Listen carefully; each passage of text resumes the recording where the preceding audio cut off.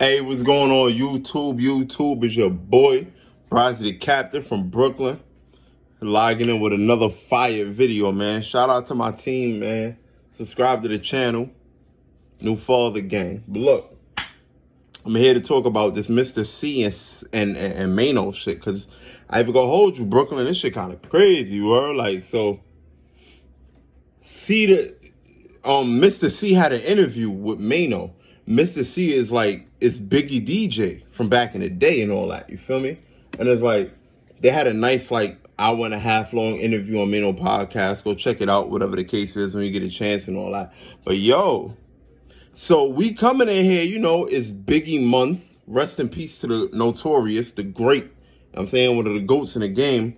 But I'm seeing an interview and I'm thinking we about to get into the history, the culture, you know what I'm saying? We about to get into the real nitty gritty, that we don't know about, that we might not have been privy enough to get the information for back then.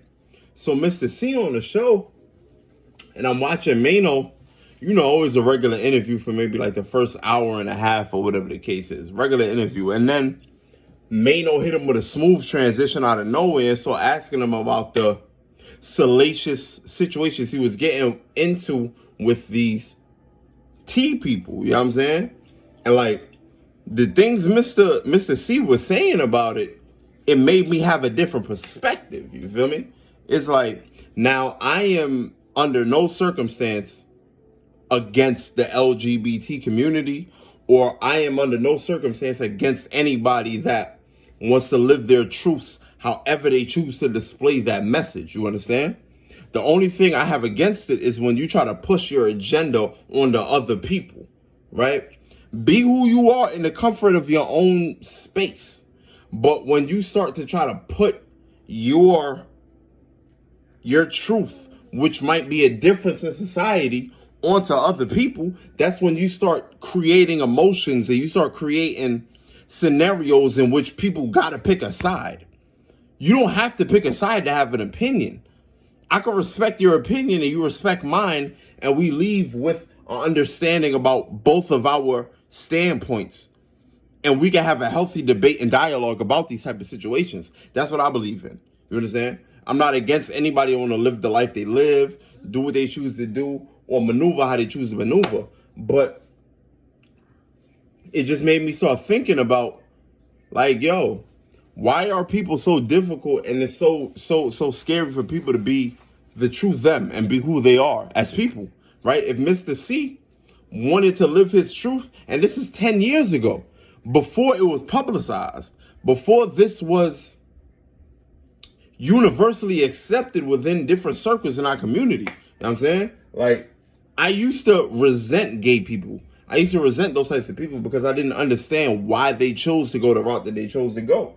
But now, being older and seeing everybody has the right to express themselves in whatever lane they choose to do it in. If you want to be this, if you want to be a murderer, a serial, whatever you want to do, this is America. Be who you want to be.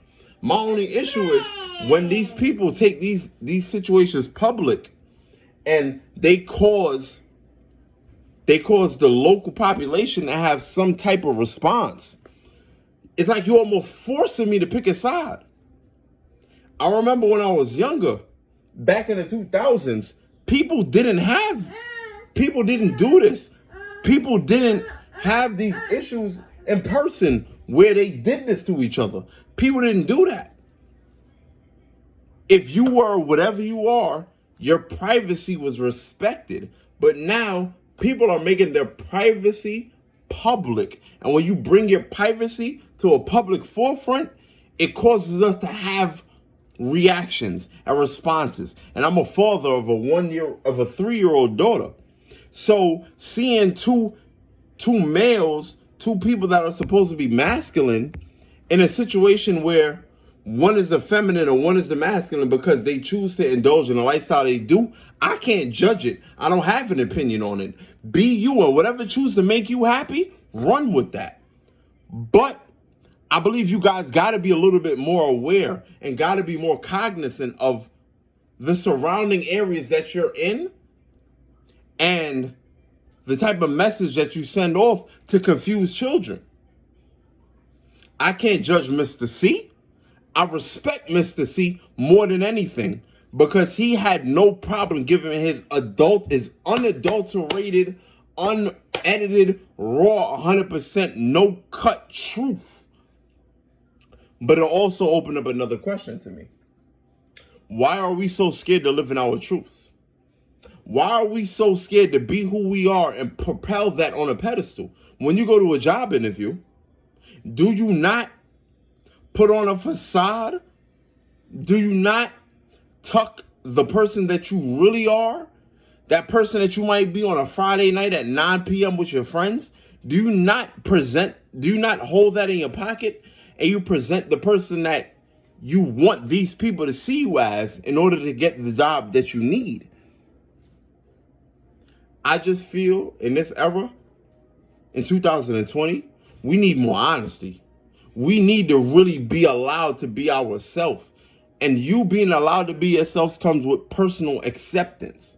So if you can't look in the mirror and take accountability for what you've done, or you can't look in the mirror and be happy with the person and the choices that you've made as an individual, adult, these protests, the riots, they're all for the lost cause. Because the only person that you should seek validation from is the man in the mirror.